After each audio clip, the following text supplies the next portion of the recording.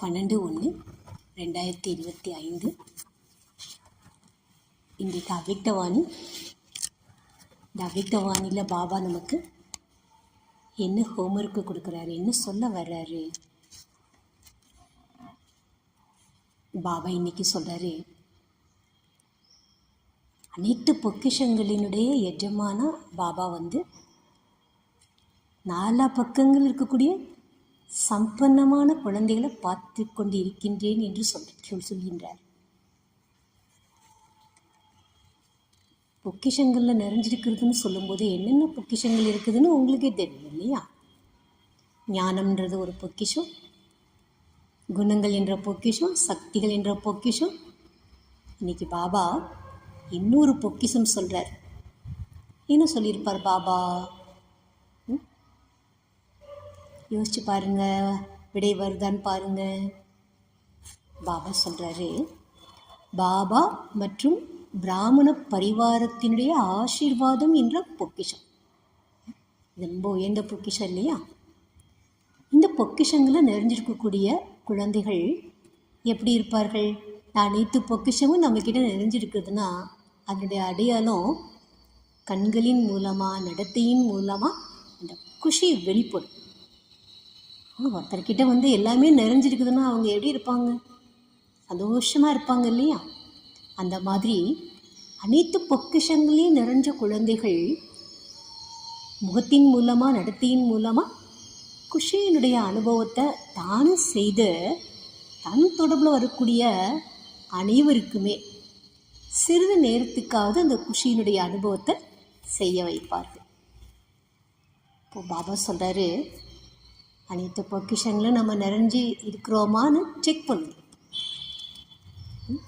முழு நாள்னால் பாபா சொல்கிறது அமிர்த வேளையிலேருந்து இரவு வரைக்கும் அந்த குஷி நிறைஞ்சி இருக்குதா நம்மிடம்? குஷி எப்போவுமே இருக்குதா அல்லது அவ்வப்போது குஷி போய் விடுகிறதான்னு கேட்குறார். சென்று விடுகின்றதா? நம்ம என்ன நினைக்கிறோம்? பாபா சொல்கிறாரு, இப்போ நம்ம குஷி அனுபவம் பண்ணுறோம் இல்லையா, அடுத்தது நம்மளை மாதிரி யாருக்குமே கிடைக்காது. முழு கல்பமும் அந்த குஷி இருக்கும். ஆனாலும் அந்த அடுத்த அரை கல்பம் ஆஸ்தி ரூபத்தில் குஷியை நீங்கள் அனுபவம் செய்வீர்கள் என்று சொல்கின்றார் பாபா.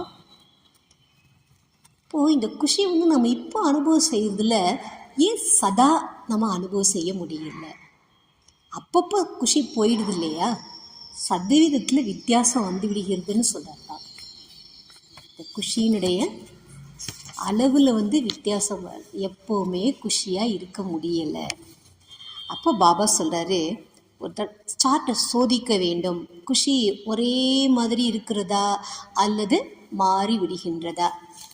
அதுக்கு என்ன சொல்கிறார்? சார்ட்டை செக் பண்ணுறதுக்கு பாபா முழு நாளில் நம்மளுடைய இந்த எண்ணங்கள் மூலமாக நம்ம குஷி எப்படி அனுபவம், அந்த குஷி ஒரே நிலையில் இருக்கிறதா, ஏக்ரஸாக இருக்கிறதா அல்லது அந்த குஷி மாறி விடுகிறதான்னு தன்னைத்தானே நீங்கள் சோதனை பண்ணி பாருங்கள். எந்த அளவுக்கு நம்ம பொக்கிஷங்களில் குஷியில் நிறைஞ்சிருக்கிறோம் அப்படிங்கிறத தன்னைத்தானே சோதனை பண்ணுங்கன்னு சொல்கிறார். இதுக்காக பாபா சொல்கிறாரு, மனதை ஒருமுகப்படுத்தக்கூடிய சக்தி நம்மக்கிட்ட இருக்க வேண்டும். அதாவது மனசு நம்ம கட்டுப்பாட்டுக்குள்ளே இருக்கணும். நம்ம சோதனை பண்ணும்போது தெரியும் இல்லையா, ஏன் குஷி போகுது, குஷி அப்பப்போ போயிடுதில்லை. அப்போது மனசை தன் கட்டுப்பாட்டில் வைத்துக்கொள்ளுங்க. மனசை தன் கட்டுப்பாட்டில் வைத்துக்கொள்வதுன்னா பாபா என்ன சொல்ல வர்றாரு அப்படின்னா, எங்கே விரும்புகிறோமோ, எப்போ விரும்புகிறோமோ, எப்படி விரும்புகிறோமோ அப்படி நம்மால் அந்த இடத்துல மனசை நிறுத்த முடிந்தால் அதுக்கு பெயர் தான் ஏகாக்கிரதா சக்தி, மனதை ஒருநிலைப்படுத்தும் சக்தி என்று சொல்லப்படுகின்றது. இந்த மனதை ஒருநிலைப்படுத்தக்கூடிய சக்தி நம்மக்கிட்ட இருக்கிறது என்றால் பாபா சொல்கிறாரு, அவ்யக்த பரிஷ்டா நிலையை நம்ம அனுபவம் செய்ய முடியும்.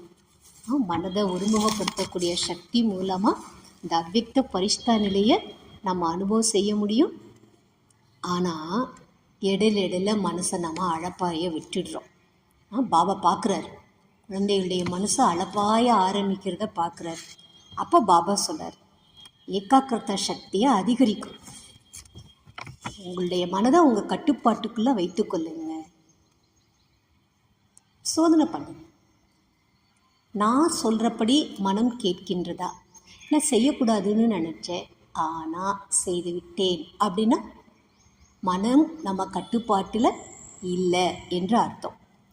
நம்ம என்ன நினைக்கிறோமோ அதன்படி நம்மளுடைய மனசு இயங்குகிறது என்றால் அப்போ பாபா சொல்கிறார், மனம் உங்கள் கட்டுப்பாட்டில் இருக்கிறது, ஒருநிலைப்பட்டு இருக்கின்றது என்று பாபா சொல்கிறார். இதுக்கு உதாரணமாக பாபா சொல்கிறார், பிரம்மா பாபாவினுடைய இறுதி நாட்களில் பாபா காரியங்கள் செய்வார், குழந்தைகளோட உரையாடல் செய்வார்.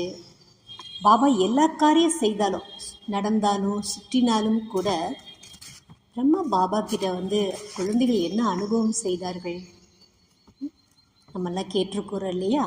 குழந்தைகள் எல்லாம் அவங்களுடைய விஷயங்களை சொன்னால் கூட பாபா சரீரத்திலேருந்து விடுபட்ட நிலை, அந்த பரிஷ்டா நிலையினுடைய அனுபவத்தை குழந்தைகளுக்கு ஏற்படுத்தினார். ஸோ அந்த மாதிரி நாம் இப்போ பிரம்மா பாபா கூடவே பரந்தாமம் செல்றதுக்கு மனசை ஒருநிலைப்படுத்துறதுல கவனம் கொடுக்க வேண்டும் என்று பாபா சொல்கிறார். இன்றைக்கி முரளியில் பாபா நமக்கு கொடுக்கின்ற ஹோம்ஒர்க்குன்னு சொல்லலாம். மனதை நம்ம ஒருநிலைப்படுத்துவதில் கவனம் கொடுக்க வேண்டும். இந்த பயிற்சி நமக்கு ரொம்ப வேணும். இதுதான் பாபா முரளியில் கடைசியில் கூட ட்ரில் பண்ண வைக்கிறாரு. மனதை ஒருமுகப்படுத்துங்க. நீங்கள் எங்கே விரும்புகிறீங்களோ அங்கே உங்களால் மனதை கொண்டு செல்ல வேண்டும், நிலை நிறுத்த வேண்டும் சொல்கிறார் பாபா. ரிசல்ட்டில் பார்க்கும்போது பாபா என்ன பார்க்குறாரு அப்படின்னா, மனம் அதிகமாக அழைப்பாகிறது. எனவே ஒருநிலைப்படுத்தக்கூடிய சக்தியை அதிகப்படுத்துங்க. ஏன்னா பாபா சொல்கிறாரு, நீங்கள் அதிகாரிங்கிற ஆசனத்தில் செட் ஆகி உட்காருங்க. ஆசனத்தில் செட் ஆகிட்டா அப்செட் ஆக மாட்டீர்கள். செட் ஆகலைன்னா அப்செட் ஆகிடும். மனசும் அப்செட் ஆகிடும்ல, மூட் ஆஃப் சொல்கிறோம் இல்லையா, மனசு அப்செட் ஆகிடுது. அதனால் பாபா சொல்கிறாங்க, சிரேஷ்ட ஸ்திதின்ற அந்த ஆசனத்தில் தன்னுடைய மனதை செட் பண்ணி உட்காருங்க. இதுதான் மனதை ஒருநிலைப்படுத்தக்கூடிய சக்தி என்று கூறப்படுது. இதுக்கு பாபா சொல்கிறார், பிரம்மா பாபா மேலே உங்களுக்கு அன்பு இருக்குது இல்லை? இப்போ அன்பு இருக்குது அப்படின்னா எப்போவுமே என்ன சொல்லுவார் பாபா, அன்புக்கு கைமாறு டேன் பண்ணி காட்டணும். என்ன டேன் பண்ணி காட்டணும்? நம்ம பாபாவுக்கு சமமாக ஆகி காட்ட வேண்டும் என்று பாபா இந்த முரளியில் சொல்கிறாரு. இன்னும் பாபா குமாரிகள் ஊடகத்துறை மீடியாக்காரங்களை பார்க்குறாரு, தாய்மார்களை தனியாக சந்திக்கிறாரு. எல்லார்கிட்டேயும் பாபா சொல்ல வர்றது என்ன அப்படின்னா, தூய்மை, பவித்ரதா. அது சம்பூர்ண தூய்மை பாபா சொல்கின்றார். அதுலேயும் பாபா சொல்கிறாரு, குமாரிஸ்க்கு கனவில் கூட அப்பவித்திரத்தா, அசுத்தம் என்பது இருக்கக்கூடாது என்று சொல்கிறாரு. தாய்மார்களுக்கு சொல்லும்போது பாபா மோகம் இருப்பது கூட அசுத்தம், அப்பவித்திரம்னு சொல்கிறார். அது கூட பாவம்னு சொல்கிறார் பாபா. இன்றைக்கி முரளியில் இந்த மோகம் இருப்பது, அப்பவித்திரம்னு சொல்கிறோம், அசுத்தம் சொல்கிறோம் இல்லையா, இது கூட பாவக்கணக்கில் போயிடும். அதனால் சம்பூர்ண தூய்மை எது என்பதை கவனமாக நோட் பண்ணி நமக்குள்ளே நாம் அந்த முழு தூய்மையை கொண்டு வர வேண்டும். மேலும் மனதை ஒருநிலைப்படுத்தும் போது பரிஷ்டா நிலையினுடைய அனுபவத்தை நம்ம செய்ய முடியும். அதனால் இன்றைக்கி வானியில் பாபா நமக்கு சொல்ல வர விஷயங்கள் இதுதான். எல்லா பொக்கிஷங்களையும் நிறைஞ்சிருக்கிறோம் அப்படின்னா குஷியாக எப்போவும் இருப்பதற்கு தன்னைத்தானே சோதனை செய்ய வேண்டும். பிறகு முழு தூய்மை, சம்பூர்ண தூய்மை, கொஞ்சம் கூட அசுத்தம் என்பது நம்மிடம் இருக்கக்கூடாது. அடுத்தது மனதை நம்ம கட்டுப்பாட்டுக்குள்ளே வைத்துக்கொண்டு ஒருநிலைப்படுத்தக்கூடிய சக்தியை அதிகரிக்கும் போது இந்த அவ்வக்த பரிஷ்டா நிலையினுடைய அனுபவத்தை நாமும் செய்து மற்றவங்களுக்கும் செய்ய வைக்க முடியும் என்று பாபா இன்னைக்கு முரளியில் சொல்கின்றார். வாங்க நம்முடைய அன்பான பாபா மதுர வாக்கியம் என்ன சொல்கிறார் என்று பார்க்கலாம். ஓம் சாந்தி. 12/1/2025 காலை முரளி அவ்வக்த பாப்தாதா. ரிவைஸ்ட் வாணி தேதி 15/11/2003. மதுவன். முரளியினுடைய தலைப்பு மனதை ஊர்நிலைப்படுத்தும் சக்தியின் மூலம் பரிஸ்தாஸ்திதி அனுபவம் செய்யுங்கள். இன்று அனைத்து பொக்கிஷங்களுக்கும் எஜமான், நாலாபுறங்களிலும் உள்ள தனது சம்பன்ன குழந்தைகளை பார்த்து கொண்டே இருக்கின்றார். சம்பன்னம்னா நிறைந்து இருக்கக்கூடிய குழந்தைகளை பார்த்து கொண்டே இருக்கின்றார். ஒவ்வொரு குழந்தையையும் அனைத்து பொக்கிஷங்களுக்கும் எஜமானர்களாக ஆக்கியிருக்கின்றார். வேறு யாரும் கொடுக்க முடியாத பொக்கிஷங்கள் கிடைத்திருக்கிறது. ஆக ஒவ்வொருவரும் தன்னை பொக்கிஷங்களில் நிறைந்திருக்கும் அனுபவம் செய்கிறீர்களா? அனைத்தையும் விட சிரேஷ்ட பொக்கிஷம் ஞானம் என்ற பொக்கிஷம், சக்திகள் என்ற பொக்கிஷம், குணங்களின் பொக்கிஷம், கூடவே பாபா மற்றும் அனைத்து பிராமண ஆத்மாக்களின் ஆசீர்வாதம் என்ற பொக்கிஷம். ஆக இவை அனைத்து பொக்கிஷங்களும் பிராப்தியாக அடைந்திருக்கிறேனா என்று சோதியுங்கள். அனைத்து பொக்கிஷங்களிலும் நிறைந்திருக்கும் ஆத்மாவின் அடையாளம் அவர்களது கண்களின் மூலம், நடத்தையின் மூலம் சதா குஷி மற்றவர்களுக்கும் அனுபவம் ஆகும். எந்த ஒரு ஆத்மா தொடர்பில் வந்தாலும் அவர்களும் அனுபவம் செய்வார்கள். இந்த ஆத்மா அலௌகிக்க குஷி, அலௌகிக்கமா தனிப்பட்டவராக தென்படுகின்றார் என்று தொடர்பில் வருபவர்களுக்கும் அனுபவம் ஆகும். உங்களது குஷியை பார்த்து மற்ற ஆத்மாக்களும் சிறிது நேரத்திற்கு குஷியின் அனுபவம் செய்வர். பிராமண ஆத்மாக்களாகிய உங்களது வெள்ளை ஆடை அனைவருக்கும் தனிப்பட்டதாக மற்றும் பிரியமானதாக தோன்றுகின்றது. சுத்தம், எளிமை மற்றும் தூய்மை அனுபவம் ஆகுகின்றது. எதில்? இந்த வெள்ளை ஆடைய பாபா சொல்கிறார்.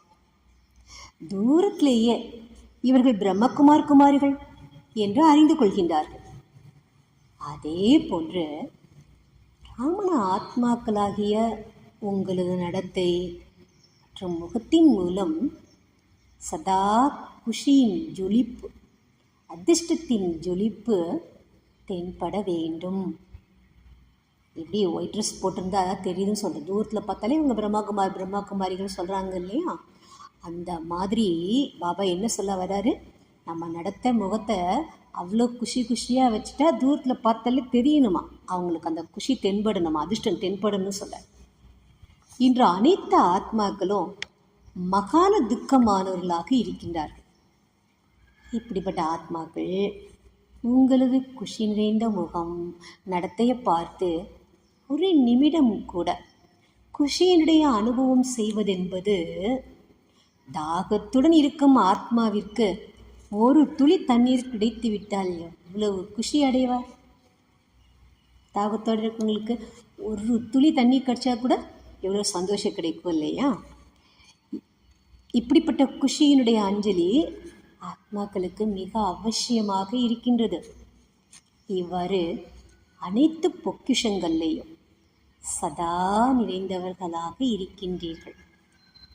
ஒவ்வொரு பிராமண ஆத்மாவும் சுயம் அனைத்து பொக்கிஷங்கள்லேயும் சதா நிறைந்திருக்கும் அனுபவம் செய்கின்றீர்களா அல்லது அவ்வப்போது செய்கிறீர்களா? பொக்கிஷங்கள் அழிவற்றது, கொடுக்கக்கூடிய வள்ளலும் அழிவற்றவர் எனும்போது அழியாததாக வைத்து கொள்ள வேண்டும். எதை சொல்கிறாங்க பாபா? குஷியை. ஏனெனில் அலௌகிக்க குஷி முழு கல்பத்திலும் பிராமணர்களாகிய உங்களை தவிர வேறு யாருக்கும் பிராப்தியாக ஆகவில்லை. இப்போதைய அலௌகிக்க குஷி அரை கல்பத்திற்கு ஆஸ்தியின் ரூபத்தில் இருக்கும் என்பதால் அனைவரும் குஷியுடன் இருப்பீர்கள். இதில் அனைவரும் கைகளை உயர்த்தி விட்டீர்கள். நல்லது. குஷியாக இருக்கிறோமான்னு கேட்டால் கையை தூக்கிடுறோம். இப்போ அடுத்து தானே கேள்வி கேட்பாரா? சதா குஷியாக இருக்கின்றீர்களா? அவ்வப்போது குஷி சென்று விடுகின்றதா? அவ்வப்போது சென்று விடுகிறது. குஷியாக இருக்கிறீர்கள், ஆனால் சதா ஏக்ரஸ், இதில் வித்தியாசம் ஏற்பட்டு விடுகிறது. குஷியாக இருக்கிறீர்கள், ஆனால் சதவிகிதத்தில் வித்தியாசம் வந்து விடுகிறது. பாப் தாதா ஆட்டோமேட்டிக் டிவி அவர்கிட்ட இருக்கான் வதனத்தில். தானியங்கி டிவியின் மூலமாக அனைத்து குழந்தைகளுடைய முகத்தையும் பார்த்து கொண்டே இருக்கிறார். அதில் என்ன தென்படுகிறது? ஒரு நாள் முழுவதும் நீங்களும் கூட தனது குஷியினுடைய சார்ட்டை சோதியுங்கள். அமிர்த வேலையிலிருந்து இரவு வரை ஒரே சதவீதத்தில் குஷி இருக்கிறதா அல்லது மாறிவிடுகிறதா?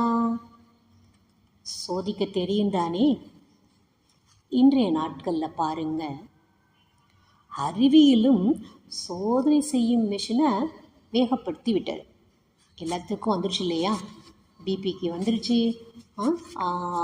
ஜுரத்துக்கு முதல்ல இருந்தது எவ்வளோ ஜுரம், எத்தனை டிகிரி இருக்குதுன்னு, அப்புறம் பிபி பார்க்குறோம். அதுக்கப்புறமா லங்ஸில் ஆக்சிஜன் எவ்வளோ இருக்குது, லங்ஸு சரியாக இருக்கான்னு பார்க்குறதுக்கு, இது எல்லாத்துக்கும் மிஷின் அது தீவிரப்படுத்திகிட்டு இருக்கிறது, எல்லாத்தையும் சோதனை பண்ணுறதுக்கு. இப்போல்லாம் வந்து மொபைல்லையே நாம் வந்து என்ன பண்ணலாம், பிளட்டில் சுகர் இருக்கிறதா என்பதை நம்ம மொபைல்லே கூட சோதனை பண்ணி கொள்ளலாம். அந்த மாதிரி ஆப்பெல்லாம் கூட வந்து விட்டது. அப்படி விஞ்ஞானம் முன்னேறிட்டது. திரிகாலதர்ஷி அப்போவே சொல்லிட்டார். எனவே நீங்களும் சோதனை செய்யுங்க. அதுங்களும் சோதனை பண்ணுறதுக்கு ஒவ்வொன்றுக்கும் கண்டுபிடிச்சி வச்சுருக்காங்க. நீங்கள் சோதனை பண்ணுங்க மற்றும் அழிவற்றதாக ஆக்குங்க. சோதனை பண்ணிட்டு விட்டுடாதீங்க, அழிவற்றதாக ஆக்குங்க. அனைத்து குழந்தைகளினுடைய நிகழ்கால முயற்சியை பாப் தாதா சோதனை செய்தார். அனைவரும் முயற்சி செய்து கொண்டு இருக்கின்றீர்கள். யாரும் முயற்சி செய்யாமல் இல்லை, எல்லாரும் முயற்சி செய்கிறோம். சிலர் அவங்களால எவ்வளோ முடியுமோ அவ்வளோ இயன்ற அளவிற்கு, சிலர் சக்திசாலியாக அவங்களால முடியல ஆனாலும் என்ன பண்ணுறாங்க, சக்திசாலியாக. ஆக இன்று அனைத்து குழந்தைகளுடைய மனநிலையையும் பாப் தாதா சோதனை செய்தார். ஏனெனில் மூலமானது மன்மனா பாவ். சேவையிலையும் பாருங்க, மன சேவை தான் உயர்ந்த சேவையாகும். மனசா சேவா சிரேஷ்ட சேவா. பக்தியில் கூட பார்த்திங்கன்னா 9 விதமான பக்தி இருக்கிறது. அப்படின்னா அதுலேயும் உயர்ந்த பக்தி எதுக்கு சொல்லப்படுகிறதுனா மனசா பக்திக்கு தான். அதுக்கு தான் உயர்ந்த பலன் இருக்கிறதுன்னு சொல்லப்பட்டிருக்கு பக்தியிலேயே. இப்போ பாபா சொல்கிறாரு, சேவையில் கூட மனசா சேவை தான் உயர்ந்த சேவை.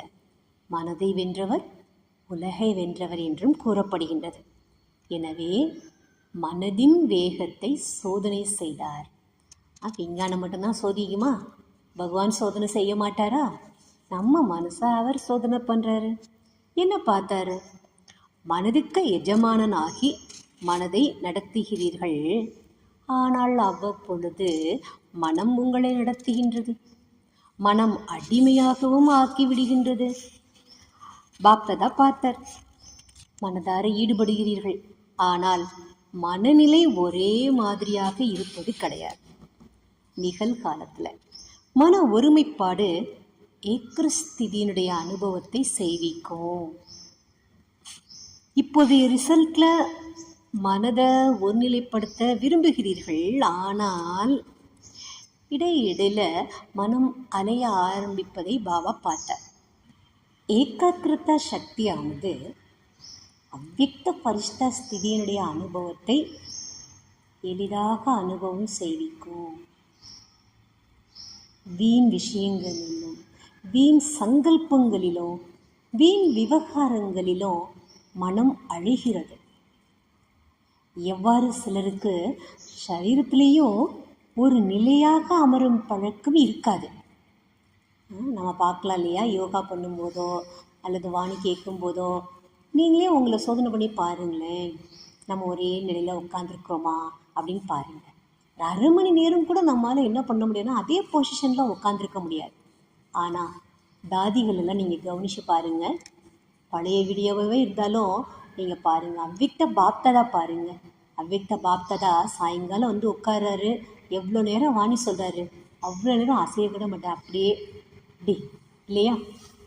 தாதிங்கெல்லாம் அப்படி தான், மீட்டிங்லலாம் வந்து உட்காந்தாங்கன்னா எந்த பொசிஷனில் உட்காந்துருக்காங்களோ அப்படியே உட்காந்துருப்பாங்க. இதுதான் அந்த ஏக்ரிஸ் நிலைன்னு சொல்லப்படுது. அந்த பாபா சொல்கிறார், சில பேருக்கு சரீரத்தில் கூட ஒரு நிலையாக அமரும் பழக்கம் இருக்காது, சிலருக்கு இருக்கும். எனவே மனதை எங்கு விரும்புகிறீர்களோ, எப்படி விரும்புகிறீர்களோ, எவ்வளவு நேரம் விரும்புகிறீர்களோ அவ்வளவு மற்றும் அவ்வாறு ஒரு நிலையில் இருக்க வேண்டும். எது? மனம். இதைத்தான் மனம் கட்டுப்பாட்டில் இருக்கிறது என்று கூறப்படுகின்றது.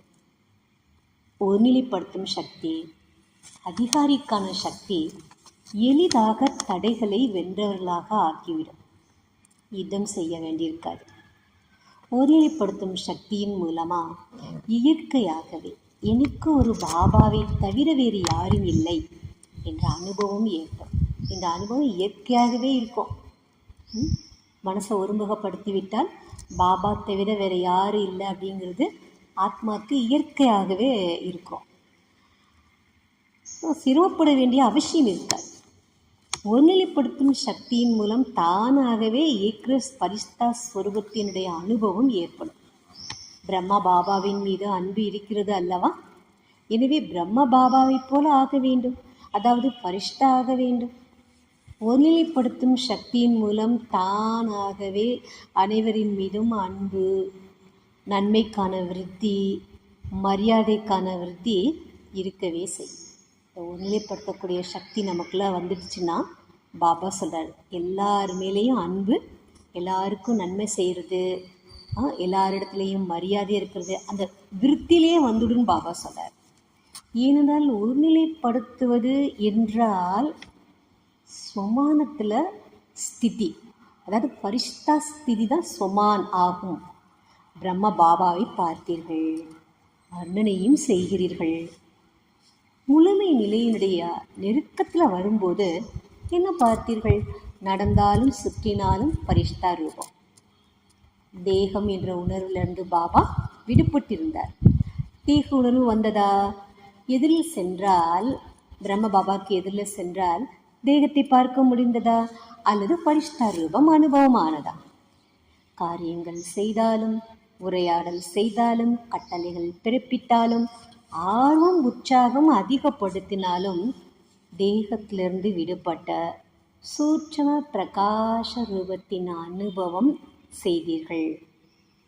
பிரம்ம பாபா உரையாடல் செய்து கொண்டு இருந்தாலும் இங்கு அவர் இல்லை, பார்த்து கொண்டு இருக்கின்றார். ஆனால் திருஷ்டியில் அலௌகீகம், ஸ்தூல திருஷ்டியா இல்லை என்று கூறினீர்கள் தானே. தேக உணர்விலிருந்து விடுபட்டு மற்றவர்களும் தேக உணர்வில் வரவில்லை. விடுபட்ட ரூபம் தென்பட்டது. பாபாட்ட இந்த விடுபட்ட ரூபம் தென்பட்டது. இதைத்தான் தேகத்தில் இருந்தாலோ பரிஷ்டா ஸ்வரூபம் என்று கூறப்படுது. தேகத்தில் தான் இருக்கிறார் பாபா, ஆனால் பரிஷ்டா நிலையில், பரிஷ்டா ஸ்வரூபம். ஒவ்வொரு விஷயத்திலும், விருத்தியிலும், திருஷ்டியிலும், செயலிலும் விடுபட்ட அனுபவம் ஏற்பட வேண்டும். இவர் உரையாடி கொண்டு இருக்கின்றார், ஆனால் விடுபட்ட நிலையில் அன்பான நிலையாக தோன்றுகின்றது. அப்படி மற்றவங்களுக்கு அனுபவம் ஆகணுமா? ஆன்மீக அன்பு இப்படிப்பட்ட பரிஷ்டா நிலையின் அனுபவம் தானும் செய்ய வேண்டும், மற்றவர்களுக்கும் செய்விக்க வேண்டும். ஏனெனில் பரிஷ்டா ஆகாமல் தேவதை ஆக முடியாது. பரிஷ்டாலிருந்து தேவதையாக நம்பர் 1 பிரம்ம பாபாவினுடைய ஆத்மா நடைமுறையில் சாக்கார ரூபத்திலேயும் பரிஷ்டா வாழ்க்கையினுடைய அனுபவத்தை ஏற்படுத்தினார். சாக்கார்னா பாபா ஸ்தூலத்தில் இருக்கும்போது, மற்றும் பரிஷ்டா ஸ்வரூபமாக ஆயிட்டார். அந்த பரிஷ்டா ரூபத்துடன் நீங்கள் அனைவரும் கூட பரிஷ்டாவாகி பரந்தாமம் செல்ல வேண்டும். இதற்கு பிரம்மா பாபா கூடவே நம்ம பரிணாமத்துக்கு போகணும். அப்போ என்ன செய்யணும்? மன ஒருநிலைப்படுத்துவதில் கவனம் கொடுக்க வேண்டும். கட்டளைப்படி மனதை நடத்துங்கள். செய்ய வேண்டும் எனில் மனதின் மூலம் செயல் செய்யுங்கள். செய்ய வேண்டாம் ஆனால் மனம் செய் என்று கூறுகிறது. இது அதிகாரி நிலை அல்ல. விரும்பவில்லை ஆனால் ஆகிவிட்டது என்று இப்போது சில குழந்தைகள் கூறுகிறீர்கள். நான் யோசிக்கலை ஆனால் ஆகிவிட்டது. செய்ய விரும்பவில்லை, ஆனால் நடந்து விடுகின்றது. இது மனதிற்கு அடிமை நிலையாகும். இப்படிப்பட்ட மனநிலை பிடிக்கவில்லைதானே? பிரம்ம பாபாவை பின்பற்றுங்கள். Follow father. பிரம்ம பாபாவை பார்த்தீர். எதில் நின்றிருந்தாலும் என்ன அனுபவம் ஏற்பட்டது? பரிஷ்தா நின்று கொண்டிருக்கின்றார். பரிஷ்தா திருஷ்டி கொடுத்து கொண்டிருக்கின்றார். ஆக மனதை ஒருநிலைப்படுத்தும் சக்தி எளிதாக பரிஷ்தா ஆக்கிவிடும். நம்ம நோட் பண்ண வேண்டிய முக்கியமான பாயிண்ட் எது? மனதை ஒருநிலைப்படுத்தினால் அந்த பரிஷ்தா நிலை அனுபவம் சீக்கிரமாக ஆயிடும். பிரம்ம பாபாவும் குழந்தைகளுக்கு இதையே கூறுகின்றார், சமம் ஆகுங்கள். சிவபாபா கூறுகின்றார், நிராகாரி ஆகுங்கள். பிரம்ம பாபா கூறுகின்றார், பரிஷ்தா ஆகுங்கள். ரெண்டு அப்பாவும் சமமாக சொல்கிறாங்க. சிவபாபாவுக்கு சமமாக நிராகார், பிரம்ம பாபாவுக்கு சமமாக பரிஷ்தா. அக்கா என்ன புரிந்து கொண்டீர்கள்? புரிஞ்சிட்டிங்களா? ரிசல்ட்டில் என்ன பார்த்தாரு? மன ஒருநிலைப்பாடு குறைவாக இருக்கின்றது. இடையிடையில மனம் அதிகம் அழைப்பாகிறது. எங்கே செல்லக்கூடாதோ அங்கே செல்கின்றது. அப்போ என்னவென்று கூறுவது? அழைகிறது என்று கூறலாம் அல்லவா? எனவே ஒருநிலைப்படுத்தும் சக்தியை அதிகப்படுத்துங்கள். அதிகாரி என்ற இருக்கையில் செட்டாகி இருங்கள். செட்டாகி இருந்தால் அப்செட் ஆக மாட்டீர்கள். செட் ஆகவில்லை எனில் அப்செட் ஆகி விடுவீர்கள். எனவே செட் ஆகிறதுக்கு சொல்கிறார் பாபா. எனவே விதவிதமான உயர்ந்த ஸ்திதி என்ற இருக்கையில் செட் ஆகிடும். உயர்ந்த ஸ்திதி சொன்னால் ஸ்வமானில் இருக்க சொல்கிறார் பாபா. அப்போ அந்த ஸ்வமானில் இருக்கும்போது நம்ம அந்த சீட்டில் என்ன ஆகிடுவோம்? செட் ஆகிடும். இதுதான் ஒருநிலைப்படுத்தும் சக்தி என்று கூறப்படுகின்றது. சரிதானே? புரிஞ்சுதா பாபா சொன்னது? பிரம்ம பாபாவின் மீது அன்பு இருக்கிறது அல்லவா? எவ்வளவு அன்பு இருக்கிறது? எவ்வளவு இருக்கிறது? அதிக அன்பு இருக்கிறது. அன்புக்கு கைமாறாக பாபாவுக்கு என்ன கொடுத்தீர்கள்? பாபா மீது அன்பு இருப்பதால் நீங்கள் அன்பாக இருக்கிறீர்கள் அல்லவா? ஆக கைமாறி என்ன செய்கிறீர்கள்? என்ன சொல்லிட்டார்? முதல்ல சொல்லிட்டார் இல்லையா? பாபா என்ன செய்யணும்னு சொல்லிட்டாரு? பாபாவுக்கு சமம் ஆக வேண்டும். இதுதான் ரிட்டர்ன், கைமாறு. நல்லது. இரட்டை அயல் நாட்டினரும் வந்திருக்கின்றனர். நன்றாக இருக்கின்றது. இரட்டை அயல் நாட்டினர்களால் மதுபனமும் அலங்காரம் ஆகிவிடுகின்றது. இன்டர்நேஷ்னல் ஆகிவிடுகிறது அல்லவா? பாருங்கள், மதுவனத்தில் வர்க்க சேவை நடைபெற்று கொண்டிருக்கின்றது. அப்போ பாபா நேரத்தில் வர்க்க சேவை நடக்குது, விங்ஸ் சேவா. இதன் மூலம் சப்தமானது நாலாபுறங்களிலும் பரவுகின்றது. ஓசை பாபா வந்திருக்காருங்கிற அந்த செய்தி. எப்போது இந்த வர்க்க சேவை ஆரம்பமானதோ முக்கிய பிரமுகர்களிடத்தில் ஓசை அதிகம் பரவி இருக்கிறது என்பதை நீங்கள் பார்க்கிறீர்கள். மிக மிக முக்கிய பிரமுகர்களின் விஷயத்தை விட்டுடுங்க. அவர்களுக்கு நேரம் எங்கே இருக்கிறது பாபா வீட்டுக்கு வருது? பெரிய பெரிய நிகழ்ச்சிகள் செய்திருக்கிறீர்கள். அதன் மூலமாகவும் ஓசை பரவியிருக்கிறது. இப்போது டெல்லி மற்றும் கல்கத்தா செய்து கொண்டிருக்கின்றீர்கள். நன்றாக திட்டம் தீட்டியிருக்கின்றீர்கள். உழைப்பும் நன்றாக செய்து கொண்டு இருக்கின்றீர்கள். பார்த்ததட்ட செய்திகள் வந்து கொண்டே இருக்கின்றது. டெல்லியின் ஓசை அயல்நாடு வரை சென்றடைய வேண்டும். டெல்லியில் எந்த ஒரு சேவா பண்ணினாலும் அந்த சப்தம் எங்கே போகணும்னு பாபா சொல்கிறாங்க? அயல்நாடு வரை சென்றடையணுமா? இப்போ ஊடகத்தினர் என்ன செய்கிறீர்கள்? மீடியாக்காரங்களாம் பாபாக்கு முன்னாடி உட்காந்துருக்குறாங்க. செய்தித்துறையை சேர்ந்தவங்க. பாபா கேட்குறாரு, ஊடகத்தினர் என்ன செய்கிறீர்கள்? பாரத அளவில் மட்டும்தானே டெல்லியில் இந்த நிகழ்ச்சி நடந்தது, கல்கத்தாவில் இந்த நிகழ்ச்சி நடந்தது என்று அயல் நாட்டில் இருந்து சப்தம் வர வேண்டும். அங்கிருந்து இந்த ஓசை இந்தியாவிற்கு வர வேண்டும். இந்திய கும்பகர்ணர்களை அயல் நாட்டினர் தான் எழுப்ப வேண்டும் அல்லவா? ஆக அயல் நாட்டு செய்திக்கு மகத்துவம் இருக்கிறது. நிகழ்ச்சி பாரதத்தில் நடைபெறும். ஆனால் செய்தி அயல் நாட்டு செய்தித்தாள்களில் வெளிவரும்போது தான் ஓசை பரவும். பாரதத்தினுடைய ஓசை அயல்நாட்டில் சென்றடைய வேண்டும் மற்றும் அயல்நாட்டின் சப்தம் பாரதத்துக்கு வர வேண்டும், அதனுடைய பிரபாவம் ஏற்பட வேண்டும். நல்லது. என்ன நிகழ்ச்சி ஏற்பாடு செய்து கொண்டு இருக்கின்றீர்களோ நன்றாக செய்து கொண்டு இருக்கின்றீர்கள். பாப்தாதா டெல்லியில் உள்ளவர்களுக்கு அன்பான உழைப்பிற்கான வாழ்த்துக்கள் கொடுக்கின்றார். கொல்கத்தாவினருக்கு முன்கூட்டிய வாழ்த்துக்கள். ஏனெனில் சகயோகம், அன்பு மற்றும் தைரியம் மூன்றும் இணைந்து விடும்போது ஓசை அதிகரிக்கும், சப்தா நாலா பக்கமும் பரவும். ஏன் பரவாது? ஏன்னா பாபா என்ன சொன்னார்? அனைவருடைய சகயோகம், அன்பு மற்றும் தைரியம், இந்த மூணு என்ன இருக்குங்கிறார் பாபா, இணைஞ்சிருக்கிறது. இப்போது ஊடகத்துறையினர் இந்த அதிசயம் செய்ய வேண்டும். அனைவரும் டிவியில் பார்த்தீர்கள். இது டிவியில் வந்தது என்று மட்டும் இருக்கக்கூடாது. அது பாரதத்தில் வந்து கொண்டிருக்கின்றது. இப்போது அயல்நாடு வரை சென்றடைய வேண்டும். ஏன்னா டிவியில் போடுற நியூஸ்லாம் இங்கே தானே வந்துட்டு இருந்துச்சு. முதல்ல பாபா காலத்தில் இது 2000 பாபா எந்த வருஷம் சொல்லியிருக்காரு நமக்கு? 2003. இப்போல்லாம் சேனல் மூலமாக எல்லோரும் உட்காந்த இடத்துலேருந்து உலகம் முழுசும் எல்லாத்தையும் பார்க்கலாம் இல்லையா?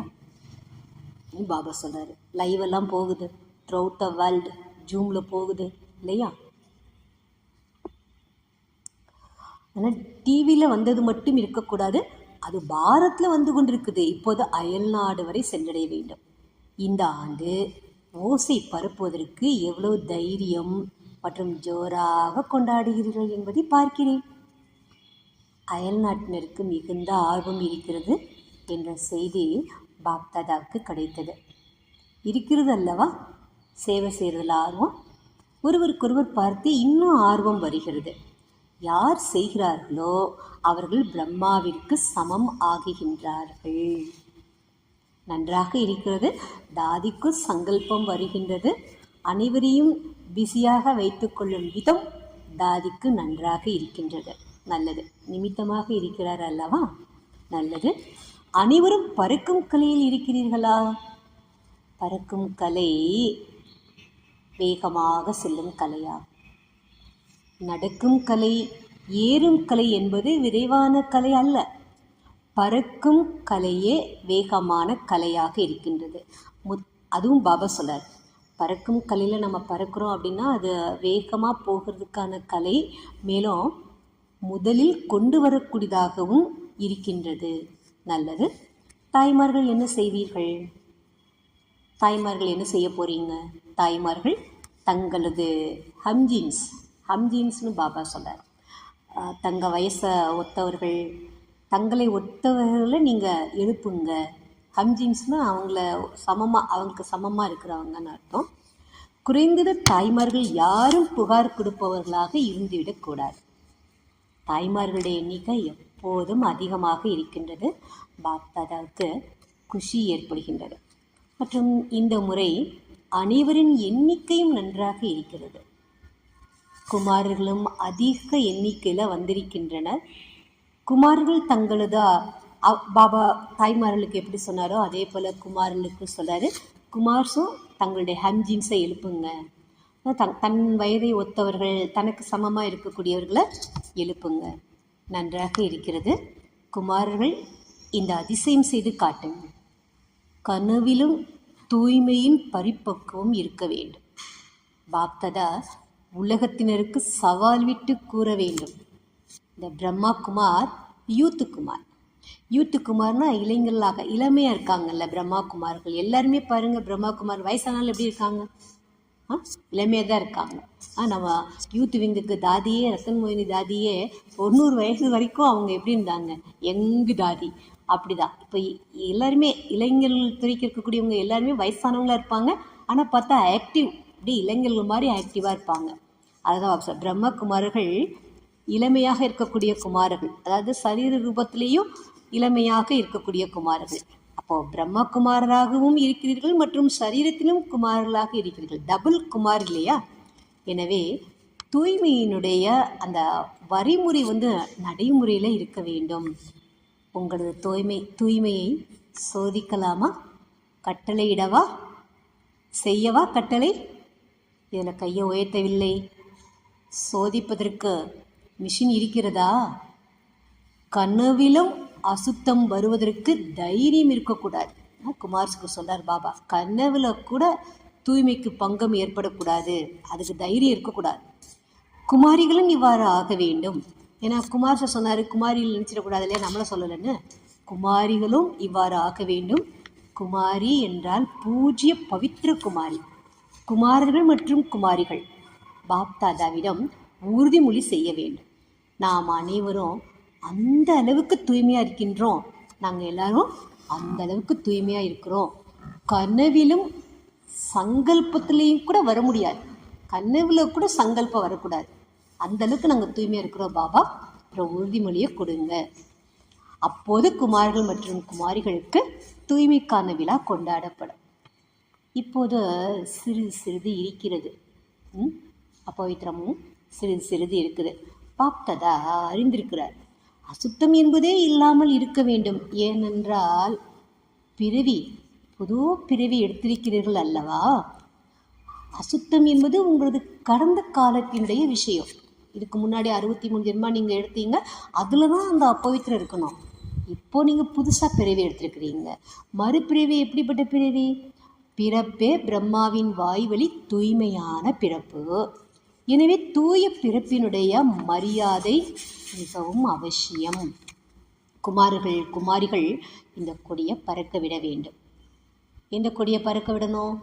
தூய்மையாக இருக்கிறோம், தூய்மைக்கான சன்ஸ்காரம் உலகத்தில் பரப்புவோம் என்ற முழக்கம் ஏற்பட வேண்டும். குமாரிகள் கேட்டீர்கள் தானே? பாருங்க, குமாரிகள் எவ்வளோ பேர் வந்திருக்கின்றார்கள். இப்போது பார்க்குறேன், அப்பா சொல்கிறார், இப்போ பார்க்குறேன். இந்த சப்தத்தை குமாரிகள் பரப்புவீர்களா அல்லது குமாரர்கள் பரப்புவீர்களான்னு நான் பார்க்க போகிறேன்றார். பிரம்ம பாபாவை பின்பற்றுங்கள். அசுத்தத்தினுடைய பேர் அடையாளம் கூட இருக்கக்கூடாது. பிராமண வாழ்க்கை என்றாலே இதுதான். இது பிராமண வாழ்க்கைன்னு சொல்கிறாங்க பாபா. அசுத்தத்தினுடைய பேர் அடையாளம் கூட இருக்கக்கூடாது. இதுதான் பிராமண பிறப்புக்கு அடையாளம். தாய்மார்களிடமும் பற்று இருக்கிறது என்றால் அசுத்தம் இருக்கிறது. தாய்மார்களும் பிராமணர்கள் அல்லவா. எனவே தாய்மார்களிடம், குமாரிகளிடம், குமாரர்களிடம், சகோதரர்களிடமும் இருக்கக்கூடாது. பிராமணன் என்றாலே தூய்மையான ஆத்மா. அசுத்த காரியம் செய்கிறீர்கள் என்றால் இது மிகப்பெரிய பாவமாகும். இந்த பாவத்திற்கான தண்டனை மிக கடுமையானது. இது நடக்கத்தான் செய்கிறது என்று நினைக்காதீர்கள். சிறிது அதிகமாகவே நடக்கும் என்றும் நினைக்காதீர்கள். இது முதல் பாடம். இது தூய்மை, புதுமையே தூய்மையாகும். பாபாவுடைய ஞான மார்க்கத்தில் மற்ற ஆன்மீக சத்சங்கங்களுக்கும் பாபா வீட்டுக்கும் இருக்கிற ஒரு புதுமை என்ன அப்படின்னா, தூய்மையை பற்றி பாபா இங்கே மட்டும்தான் சொல்ல மாட்டாங்க, எந்த சத்சங்கத்தையும் சொல்ல மாட்டாங்க. புதுமையே தூய்மையாகும். தூய்மையின் காரணத்தினால நிந்தனை அடைந்தார். நடந்து விட்டது என்று இருந்து விடாதீர்கள். தப்பு பண்ணிட்டீங்க, ஐயோ தப்பு பண்ணிட்டேனே அப்படின்னு நினைக்காதீங்க. இதில் சோம்பலோடு இருக்காதீர்கள். எந்த ஒரு பிராமணனா பாபா குறிப்பிட்டு சொல்கிறார், எந்த ஒரு பிராமணனா சரண்டராக இருந்தாலும், சேவாதாரியாக இருந்தாலும், இல்லறத்தில் உள்ளவங்களாக இருந்தாலும் இந்த விஷயத்தில் தர்மராஜர் விட்டுவிட மாட்டார். பிரம்ம பாபாவும் தர்மராஜருக்கு துணையாக இருப்பார். ஆகையால் குமாரிகள் எங்கே இருந்தாலும், மதுபனத்தில் இருந்தாலும், சேவை நிலையத்தில் இருந்தாலும், சேவை நிலையம்னா சென்டரில் இருந்தாலும், இந்த அடி மாயாட்ட தூய்மையாக இருக்கிறதுக்கான அடி விழுகுது இல்லையா, அப்பவித்திரமாயிட்டேன்னா அடி விழுந்துருது, இந்த காயம் சொல்கிறார். இந்த காயம், அதாவது சங்கல்பத்தில் காயம் அடைந்தால் அது கூட மிகப்பெரிய காயமாகும். அப்போ எண்ணத்தில் கூட தூய்மைக்கு பங்கம் வரக்கூடாதுன்னு பாபா சொல்கிறார். எண்ணத்தில் வந்தால் கூட அது என்னன்னு சொல்கிறார் பாபா, மிகப்பெரிய காயம். தூய்மையான மனதுடன் இருங்கள், தூய்மையான உடலுடன் இருங்கள் என்று பாட்டு பாடுகிறீர்கள் அல்லவா. பவித்திர மன்றக்கோ பவித்ர தனு ரக்கோ அப்படின்னு ஹிந்தியில் ஒரு பாடல் இருக்குது. பவித்ர மனு ரக்கோ பவித்ர தனு ரக்கோ அப்படின்னு பாட்டு இருக்கு. அதை பாபா சொல்கிறாங்க. ஆக மனம் தூய்மையாக இருக்கிறது என்றால் வாழ்க்கை தூய்மையாக இருக்கிறது. அதில் லேசாக இருந்து விடாதீர்கள். சிறிது இருந்து விட்டால் என்ன, சிறிதல்ல அதிகம். பாப்தாதா அதிகாரப்பூர்வமாக கட்டளையிட்டு கொண்டிருக்கின்றார். இதில் தப்பிக்க முடியாது. இதில் கொஞ்சம் தானே தப்பு பண்ணனேன், கொஞ்சம் தானே அப்பவித்திரமானேன். பாபா சொல்கிறாங்க, தர்மராஜ் இருக்காரு, தப்பிக்க முடியாது. யாராக இருந்தாலும் அதை முதல்ல சொல்லிட்டாரு. யார் யாருன்னு முதல்ல சொல்லிட்டாரு. குடும்பத்தில் இருந்தாலும் சரி, நீங்கள் சரண்டர் ஆனாலும் சரி, சரண்டர் இல்லாட்டாலும் சரி, சேவாதிரியாக இருந்தாலும் சரி, யாராக இருந்தாலும் சரி சொல்லிட்டார். இதற்கான கணக்கு வழக்கு மிக நன்றாக பார்ப்பேன். ஆகையால் கவனமாக எச்சரிக்கையுடன் இருங்கள். அனைவரும் கவனமாக கேட்டீர்கள் தானே? கன்ஃபார்ம் பண்ணுறாரு. தூங்கிட்டீங்களா? கேட்டிங்களா? அவர் என்ன சொல்ல வர்றாரு? கேட்டீங்க தானே? பார்ப்பேன். பாபா சொல்கிறாரு, 2 காதுகளும் திறந்து கேட்க வேண்டும். இப்போ சொல்ல போகிறாரு, விருத்திலையும் டச் ஆகக்கூடாது, திருஷ்டிலையும் டச் பண்ணக்கூடாது. சங்கல்பத்தில் இல்லைன்னா பிருத்திலையும் திருஷ்டிலையும் எப்படி இருக்கும்? ஏனென்றால் சம்பன்ன நேரம், முழு தூய்மை ஆகக்கூடிய நேரம் நெருக்கத்தில் வந்து கொண்டு இருக்கின்றது. அதில் இந்த விஷயங்கள் வெள்ளை காகிதத்தில் கருப்பு கரையாக ஆகியிருக்கும். புரிஞ்சதா ஏன் பாபா சொல்கிறாங்கன்னு? ரொம்ப நேர நெருக்கத்தில் வந்துருச்சு, அதனால் சின்ன தப்பு தானே நான் பண்ணேன், கொஞ்சம் தானே நான் விகாரத்தில் போனேன், இதனால் என்ன, இது எல்லாம் தானே பண்ணிகிட்ருக்காங்க, நானும் பண்ணேன், இப்படி டைம் இருக்குல்ல, எதையுமே நினைக்காதீங்க. நேரம் நெருக்கத்தில் வந்துருச்சு. தன்னை சம்பன்னமாக்குறதுக்கு தயாராகிக்கோங்க. சின்ன தப்பை கூட பெருசாக பார்க்குறதுக்காக உதாரணம் சொல்கிறாரு. ஒரு வெள்ளை பேப்பரில் கருப்பு புள்ளி வச்சா அது எப்படி இருக்கும்? இவ்வளோ அழகான பேப்பரில் சின்ன கரை விழுந்துருச்சே, நல்லா இருக்காது இல்லையா? எப்படி அழகாக உதாரணம் சொல்லி அது கூட நம்மக்கிட்ட அசுத்தம் இருக்கக்கூடாது அப்படின்னு பாபா சொல்கிறாங்க. நல்லது. எங்கிருந்தெல்லாம் வந்திருக்கின்றீர்களோ வந்திருக்கும் அனைத்து குழந்தைகளுக்கும் வாழ்த்துக்கள். நல்லது. மனதை கட்டளைப்படி நடத்துங்கள். வினாடியில் எங்கே விரும்புகிறீர்களோ அங்கே மனதை ஈடுபடுத்த வேண்டும், நிலைத்து விட வேண்டும். இந்த பயிற்சி செய்யுங்கள் அப்படின்னு சொல்லிட்டு பாபா ட்ரில் பண்ண வைக்கிறார். ஒரு வினாடியில் பரந்தாமத்துக்கு போகணும்னா செகண்டில் ஆத்மா பரந்தாமத்தில் பாபாவுக்கு முன்னாடி நினைக்கணும். சூட்ச மந்திரத்தில் பிரம்ம பாபாவுக்கு முன்னாடி பிரம்ம பாபாவுக்கு சமமாக வெண்ணிற ஒளி, பிரகாஷ்மயமான ஒளி உடலோட பரிஷ்டா ரூபத்தில் அனுபவம் பண்ணணும்னு விரும்புகிறீங்கன்னா டக்குன்னு அந்த பரிஷ்டா ரூபம் எமர்ஜ் ஆகணும். அப்படி உங்களால் நினச்சிருக்க முடியுதா? ட்ரில் பண்ணினீங்களா? பார். நல்லது. பல இடங்களில் குழந்தைகள் கேட்டுக்கொண்டிருக்கின்றார்கள். ஏன்னா பாபா வர்றப்போ உலகம் முழுவதும் எல்லாருமே உட்காந்துருப்பாங்க இல்லையா? பாபாவுக்கு முன்னாடி, டிவிக்கு முன்னாடி நினைவும் செய்து கொண்டு இருக்கின்றார்கள், கேட்டுக்கொண்டும் இருக்கின்றார்கள். விஞ்ஞான சாதனங்கள் உண்மையில் குழந்தைகளாகிய உங்களுக்கு சுகம் கொடுக்கின்றது என்பதை கேட்டு பாப்தாதா மகிழ்ச்சி அடைந்து கொண்டு இருக்கின்றார். அவருக்கு சந்தோஷமாக இருக்கும். நம்மெல்லாம் என்ஜாய் பண்ணுறோன்னா அவருக்கு என்ன இருக்கும்? அவருக்கும் தான் குழந்தைங்கள்லாம் தன்னை நேரடியாக பார்த்து அதை அனுபவம் பண்ணிகிட்ருக்காங்கங்கிறப்போ பாபாவுக்கு ரொம்ப மகிழ்ச்சி. அவரும் மகிழ்ச்சி அடைந்து கொண்டிருக்கிறார். பார்க்குற நம்மளும் மகிழ்ச்சி அடைஞ்சிட்ருக்கிறோம். நாலாபுறங்களிலும் உள்ள அனைத்து பொக்கிஷங்களிலும் சதா சம்பன்னமான குழந்தைகளுக்கு, சம்பன்னம்னா நிறைந்திருக்கக்கூடிய குழந்தைகளுக்கு, சதா அதிர்ஷ்டசாலி குஷியான முகம் மற்றும் நடத்தையின் மூலம் குஷியின் அஞ்சலி கொடுக்கக்கூடிய விஸ்வ கல்யாணக்காரி குழந்தைகளுக்கு, சதா மனதிற்கு அதிகாரியாகி ஒருநிலைப்படுத்தும் சக்தியின் மூலம் மனதை கட்டுப்படுத்தக்கூடிய, மனதை வென்று உலகை வெல்லும் குழந்தைகளுக்கு, சதா பிராமண வாழ்க்கையின் விசேஷத்தா தூய்மையின் தனித்தன்மையுடன் இருக்கக்கூடிய பிராமண ஆத்மாக்களுக்கு, சதா டபுள் லைட் ஆகி பரிஷ்டா வாழ்க்கையில் பிரம்ம பாபாவை பின்பற்றக்கூடிய, இவ்வாறு பிரம்ம பாபாவிற்கு சமமாக இருக்கும் குழந்தைகளுக்கு பாப் தாதாவின் அன்பு நினைவுகள் மற்றும் நமஸ்தே. நாலாபுறங்களிலும் கேட்கக்கூடிய, நினைவு செய்யக்கூடிய அனைத்து குழந்தைகளுக்கும் கூட மிக மிக உளமாற ஆசீர்வாதம் சகிதமான அன்பு நினைவுகள். பாருங்க, அந்த பொக்கிஷங்களில் சொல்லும்போது சொன்னாரா, இப்போ ஆசீர்வாதத்தையும் சேர்த்து நமக்குள்ள நிறைக்கிறாரு. அனைவருக்கும் நமஸ்தே. ஆன்மீக தந்தைக்கு ஆன்மீக குழந்தைகளின் நமஸ்தே. வரதானம்: சாக்கார தந்தையை பின்பற்றி நம்பர் 1 ஆகக்கூடிய சம்பூர்ண பரிஷ்டா ஆகுக. சாக்கார தந்தையை பின்பற்றி நம்பர் 1 ஆகக்கூடிய சம்பூர்ண பரிஷ்டா ஆகுக. சாக்கார் அப்படின்னா ஸ்தூலத்தில் 5 தத்துவங்களுக்கு தான் சாக்கார். சாக்கார தந்தையை சொல்லும்போது பிரம்ம பாபா. நம்பர் 1 வருவதற்கு எளிய சாதனை. நம்பர் 1ஆக இருக்கும் பிரம்ம பாபாவை பாருங்கள். பலரை பார்ப்பதற்கு பதிலாக ஒருவரை பாருங்கள் மற்றும் ஒருவரை பின்பற்றுங்கள். நான் தான் பரிஷ்டா என்ற மந்திரத்தை பக்கா செய்து கொண்டால் வித்தியாசம் நீங்கிவிடும்.